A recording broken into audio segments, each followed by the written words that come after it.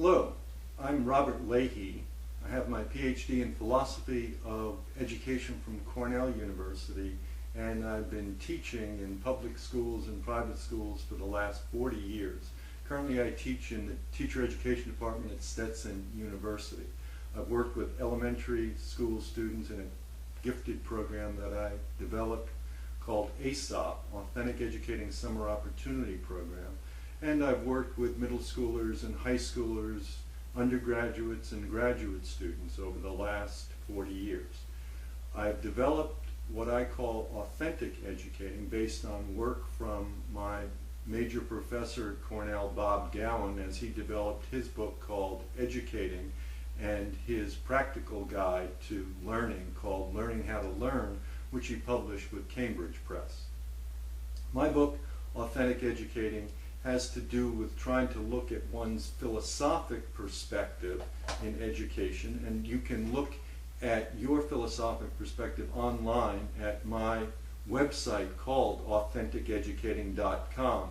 Just click on the Services tab and you can take a 36-item philosophy inventory that will give you a feel for your educational philosophy based on 6 of the major philosophies of education. Then you can go to the Samples tab and get a feel for how some of these ideas work in the classroom. I've uploaded about 40 or so videos. These are videos that are connected by YouTube to my website. My book, Authentic Educating, came out in August of '09, and today I just want to talk through the theoretical background of authentic educating.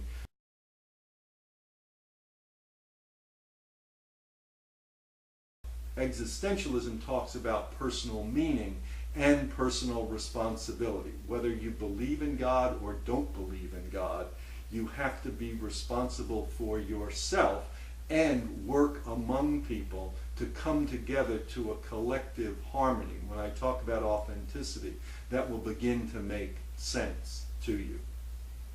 What I'm showing you is a concept map. Bob Gowan organized it. It's a conceptual framework, and you show the relationships among concepts. If you're a scientist, I was a chemist undergraduate, you would call it a flow chart.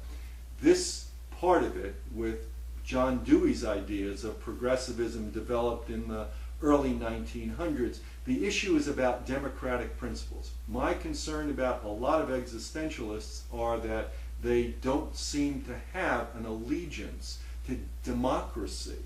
And part of my concern about the future of American education is we need to teach people how to take responsibility for themselves and to become members of a democratic society, which means they can't shoot each other, beat each other up, slash each other's tires. But what I'm looking at in authentic educating is, gee whiz, in school, we want to do educative events. And educative events are activities.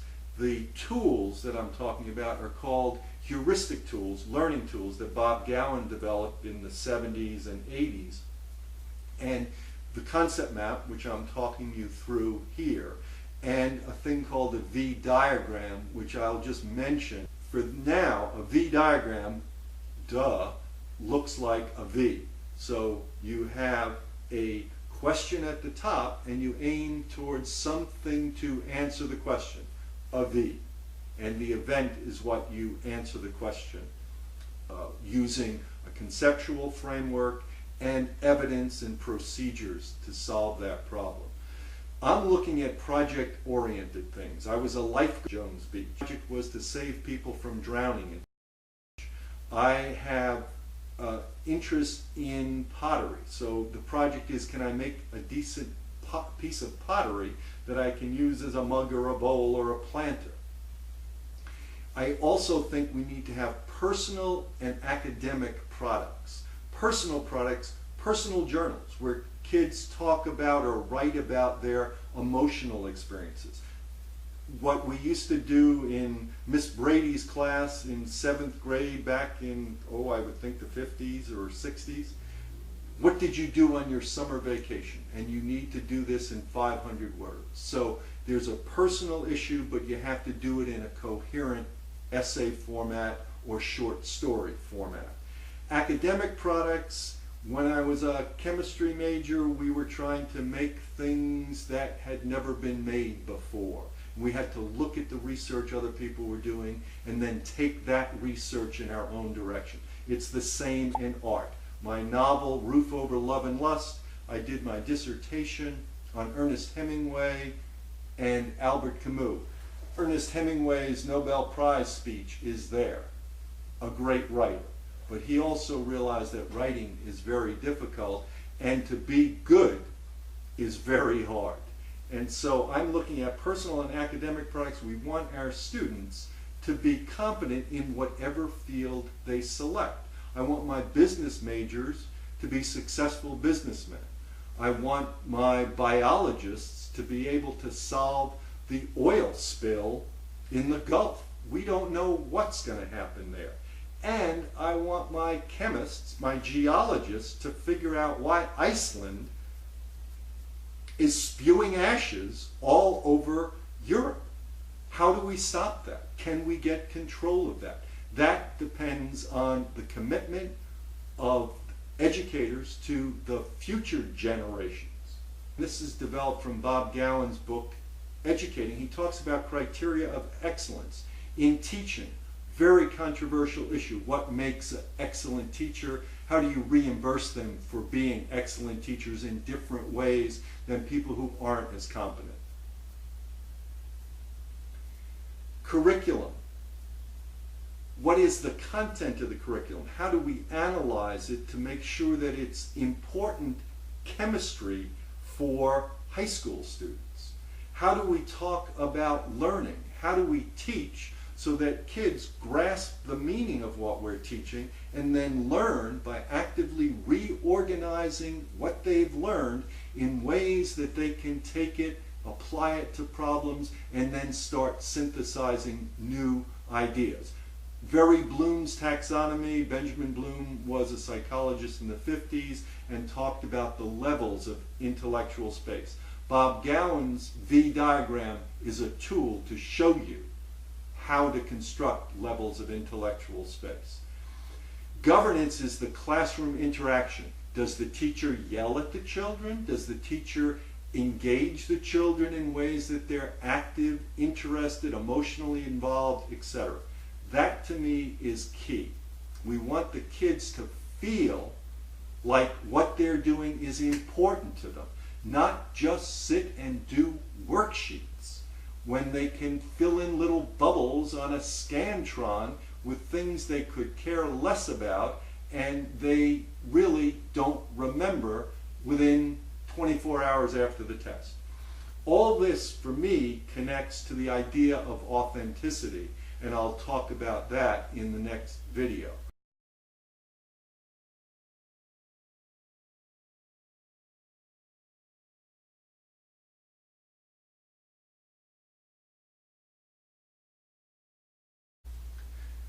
One summer, when Harry Potter came out, students selected that to read.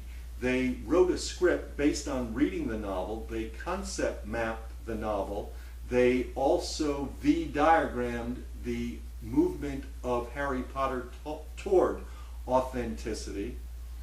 They videotaped themselves.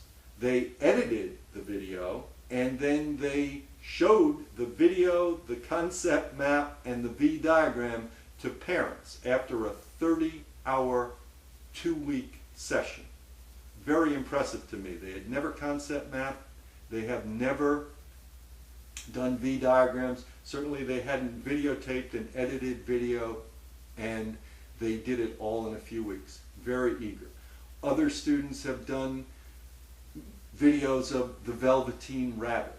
They've done The Old Man and the Sea. They've done Maya Angelou's Caged Bird. They've done excerpts from Amy Tan's work.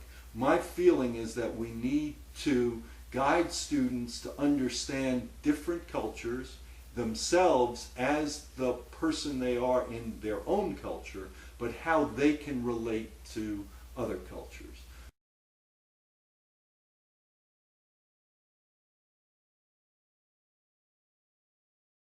The research that I've done over the last 20 years shows that a lot of teachers are profiled towards existentialism and progressivism.